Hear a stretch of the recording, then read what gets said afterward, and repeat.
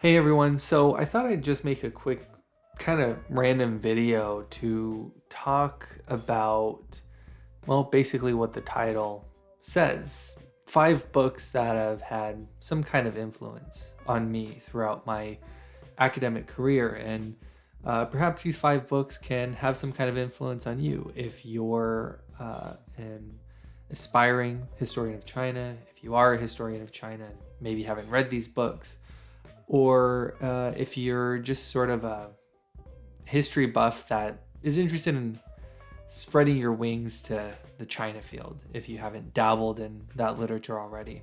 I chose 5 not necessarily to make like a top 5 list. I'm not going to be showing these books in any particular order. In this video, I'm showcasing 5 books and not 10 or 15, just to kind of prevent myself from rambling on about the whole library of Chinese history books that I have on my bookshelf. And even though I showcase these 5 books, they're not necessarily to say they're the absolute best books ever, better than any of the other works of Chinese history that have been written, but they're just 5 books that I happen to own, that I read while I was in undergraduate or graduate school, and that really happened to have an effect on shaping my thinking about Chinese history. So for anyone watching, this isn't to imply that I'm saying this book is better than this one or this author is better than this one. It's just an informal list of 5 books that I happen to own that I really like. So with that said, let's just jump in. The first book that I have is one that I actually just finished reading. It's called Maoism, A Global History by Julia Lovell. She's written a lot of stuff. She wrote one about the Nobel Prize in China, or perceptions of the Nobel Prize in China. I actually haven't read that one yet, but that's probably going to be the next one on my list, because that one seems very interesting. It's called The Politics of Cultural Capital, China's Quest for a Nobel Prize in Literature. I was listening to Lee Moore and Rob Moore talk about it on their podcast, the Chinese Literature Podcast, and it seemed very interesting. But this book is really interesting too, because it for one shatters this myth that China didn't have foreign policy prior to 1978. One point in Chinese history that tends to be emphasized, at least from the Chinese perspective, is that in 1978 you had the reform and opening up, when suddenly China became accessible to the world, and China had started exporting their ideas and their economic and political policies, throughout different countries around the world. And one of those things was Maoism.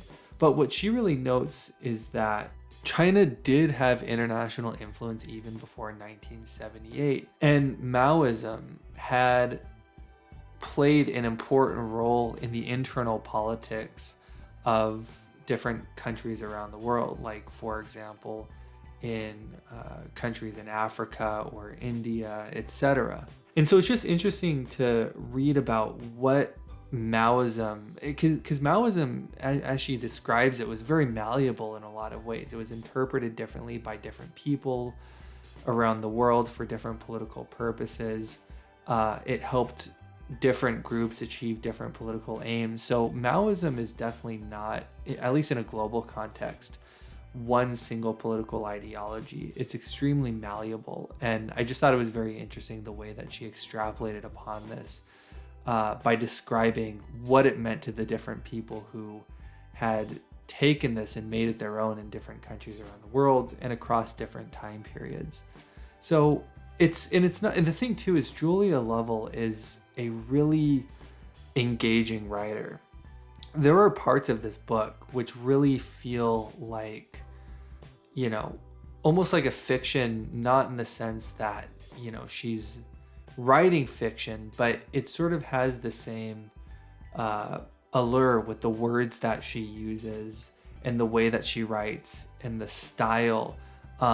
It's something that I really feel like a non-specialist in China, or even someone who's maybe not even that interested in history, could probably get into because it's just so entertainingly written.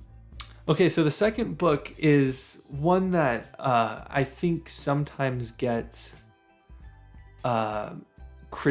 criticized, and sometimes justifiably so, but it's a book that's really had an influence on me, and that's Henry Kissinger's On China. This was actually the very first book about China that I'd ever read, and it was what kickstarted my journey into studying China. I remember I was 17 actually, and I had already started developing a little bit of an interest in China. I started getting into Japanese anime around the age of 16 or 17, and I'd started self-studying Japanese. I was trying to kind of like understand what the characters were saying in the shows that I was watching. And I went to the library nearby my house, and I would check out, Japanese grammar and vocabulary books, sort of like teach yourself Japanese books. I started checking out Japanese history books, and one thing that really captured my attention was religion, and just how different it was from the sort of typical Western religions that you would see in a place like the US or Europe, namely Christianity, Judaism, Islam. And I started to get interested in the source of some of these religions. So of course there are Japanese interpretations of Confucianism and Taoism and Buddhism, but I was sort of interested in, okay, well, where did they derive those ideas from? And that sort of led me to China. Of course, Buddhism comes from India, but Taoism and Confucianism have their origin in China. And so I was like, well, what's their story? What's China all about? And I remember I was walking through Barnes & Noble, again, about when I was 17, and I saw Henry Kissinger's book On China on the shelf. And I thought, well, might as well start here. I didn't really have a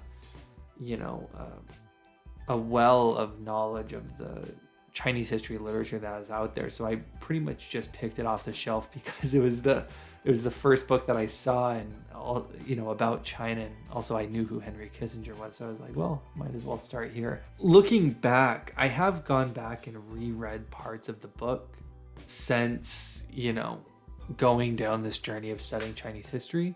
And it's certainly not the best book about China out there. I think this book suffers from, at times, being more about Kissinger than about China. And that's not necessarily bad, because he talks about his interactions with Zhou Enlai and how they had put together certain agreements and, negotiating how Nixon would come to China and everything like that. And so all of that's well and good. I think sometimes, though, he kind of gets a little bit too focused on things from his view and sort of his experience, and it sort of takes away from this general look on China. But overall, I still think it's a useful book for understanding maybe the foundations of US-China relations. It certainly gives you a good eye into how a national security advisor views China. So if you're someone who's interested in maybe like international politics, US-China relations, I still think that this would be a useful book for someone to check out. So the next book is something that I rave about all the time. It is Making China Modern, From the Great Qing to Xi Jinping by Klaus Muhlhahn. As you know, well, if you watch this channel, I had him on my show, which was pretty cool. It's always nice when a professor agrees to come onto the podcast, because I feel like it sort of helps legitimize the podcast a little bit. But also, Klaus Muhlhahn is an author that I really like. He wrote a book on the criminal justice system and police in China, and I think that's a very informative book. But this is a good book, especially if you're just getting into studying China. Or if you're already someone who's in the China field, I think it's a good refresher to sort of, look back and sort of maybe review some aspects of Chinese history that you're a little bit rusty on. What really influenced me with this book is the use of institutional theory. And this was the first time that I had heard about institutional theory or seen someone apply it to the historical field. And I thought it was just a very interesting approach to studying Chinese history, because Mulhan brings this up in the interview that I did with him, but he talks about, often what happens when you write these sort of survey Chinese books, anything that's like longer than 100 years old, you end up maybe studying the history of China from the perspective of a few emperors or from a political party or, something to that effect. But looking at the values and ideas and institutions that are ingrained in, say, the minds of the people or the physical architecture or, the geography or the agriculture, etc. of a country, that's something that spans generations and decades or, perhaps even centuries. And it's interesting to see how he describes the way people engaged with these institutions, how they changed them, how people denigrated them, how people believed in them so much to try to reinforce them to the best of their abilities. And it's important to note that institutions are malleable. And so, even, when I teach now or, when I talk about history, talking about it from the perspective of institutions is typically my go-to. I guess what I mean by that is, when I explain to people why history is important, I did a video on that, why do we study history? That point that I make about, we study it in order to be able to analyze the values and ideas and institutions that govern our lives. That idea for me really came from reading this book. So it would definitely be appropriate to say that this really impacted the way that I think, not just about Chinese history, but about history in general. It's a really solid book, and I think you'll get a lot from it. And understanding how institutions going all the way back to the Qing, for example, play a role in shaping the way people in China see the world, even today. The next book is a book that I have read, I can't even count how many times. It's a really short book, but it is Confucius, the Secular as Sacred. This book, it's 79 pages, so it's not that long. It's really thin. You can see it's, pretty small book, something you can, easily carry around. If you want to understand Confucianism and, what he was talking about, what his disciples were writing about in the Analects, or the Lunyu, as it is in Chinese, this is the book that you would go to in the English language to really understand that. I read this book as an undergraduate student. I've read it as a graduate student, and it's always a nice book to go back to just to sort of give yourself a refresher on sort of the fundamentals of Confucianism. And one reason that it's easy to go back to as a refresher is because it's only 79 pages. You can, read this in a day, and I mean, it's that short. Herbert Fingeret is actually not a scholar of Chinese religion, or is not a scholar of Chinese history, but he was still able to very eloquently articulate in this book the tenets of Confucianism, its foundations, how it's meant to make an individual feel and act, and it really does a good job of expressing what Confucius thought the ideal society should be. So, and this is another good book where I think it's like, I think all of these books are good books that both a general audience and an actual scholar of China can enjoy. But this one especially, because It's short, it's accessible, it's not jargony language. And so I think whether or not you're a scholar of China, or if you're just a general audience member watching this video, I think this would be a good one for you. So this last book isn't actually a single book. It's a few different books, so I'm cheating a little bit, but they all kind of meld together in one continuous and seamless way. So I'm gonna kind of include it as being a single book. But a number of prominent China historians got together and wrote a series of books that give a survey of Chinese history since the Han Dynasty, or since the Qin Dynasty, rather. The first one is called The Early Chinese Empires, Qin and Han, by Mark Edward Lewis. The next one is called China Between Empires, The Northern and Southern Dynasties, also by Mark Edward Lewis. The next one is called China's Cosmopolitan Empire, the Tang Dynasty, also by Mark Edward Lewis. He wrote a lot of these early ones. The one after that is called The Age of Confucian Rule, the Song Transformation of China, by Dieter Kuhn. The next one is called The Troubled Empire, China in the Yuan and Ming Dynasties, by Timothy Brooke. And then the last one is called China's Last Empire, The Great Qing, by William T. Rowe. So all of these scholars, basically, as I said, they all got together and they said, hey, let's write a comprehensive series covering essentially all of Chinese history in sort of a survey format. And when I say survey, they're sort of covering the basics. You know, it's like the foundations of understanding each of these dynasties / periods of time. And I read these books when I was an undergraduate. You know, I remember I was doing my first year of college, and I was really still trying to figure out, you know, okay, what is this whole Chinese history thing all about? I'd read a couple of books at that time, but there was still a lot that I needed to do to develop my foundation of understanding Chinese history. And I think this was a really good introduction into that. It's nothing too intimidating.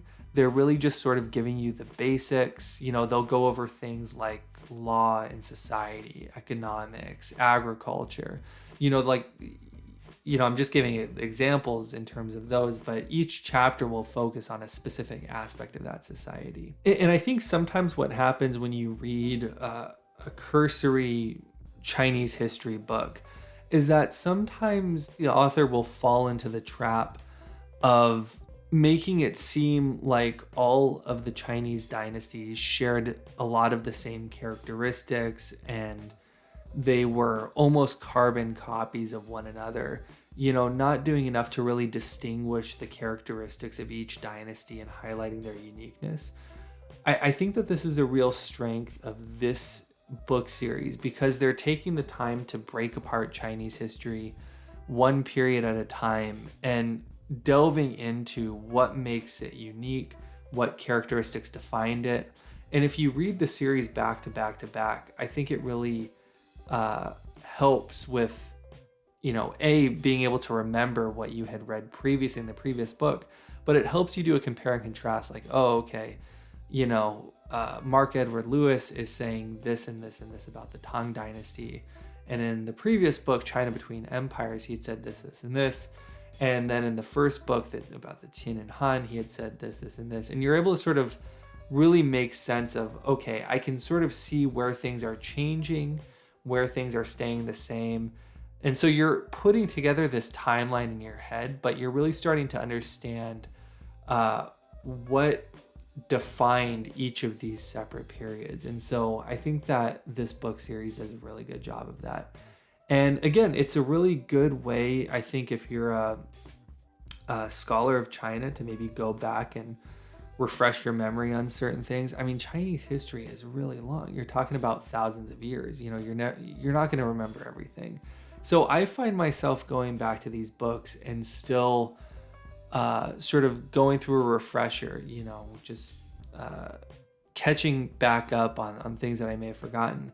But at the same time, as I've said again with all of these books, it's a really good starter for someone who's just getting into the field too. So it really had an impact on me in helping build my foundation for understanding Chinese history, and something that's been influential because it's something that I still go back to, and something I would highly recommend that, again, like a history buff or someone who's actually serious about getting into Chinese history should look into.